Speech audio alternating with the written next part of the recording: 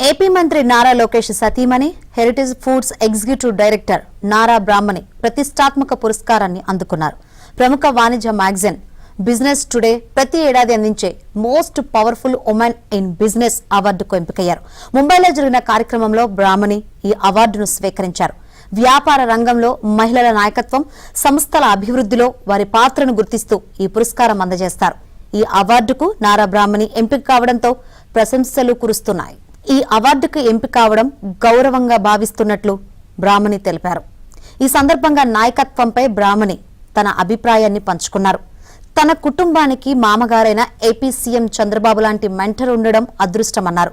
ఆయన ఒక visionary leader అన్న బ్రాహ్మణి చేసిన పనిని అంకిత భావంతో చేయాలని ఆయన ఎల్లప్పుడూ మార్గనిర్దేశం చేస్తారన్నారు. నారా బ్రాహ్మణి అత్యంత ప్రతిష్టాత్మకమైన అవార్డుకు ఎంపిక కావడంపై నారా భువనేశ్వరి ఆనందం వ్యక్తం చేశారు. బ్రహ్మణిని ప్రశంసిస్తూ ట్వీట్ చేశారు. అటు మంత్రి నారా లోకేష్ సైతం తన భార్యపై ప్రశంసలు కురిపించారు. భర్తగా గర్విస్తున్నాను అంటూ ట్వీట్ చేశారు. నాయకత్వం అంటే నిశ్శబ్దంగా సంస్థలు నిర్మించడం, దీర్ఘకాలికంగా ఆలోచించడం, మాటల కన్నా పని మాట్లాడేలా చేయడం అంటూ పొగడ్తలతో ముంచెత్తారు. బ్రహ్మణి ఆలోచనలకు ఇది తగిన గుర్తింపు అని రాసుకొచ్చారు.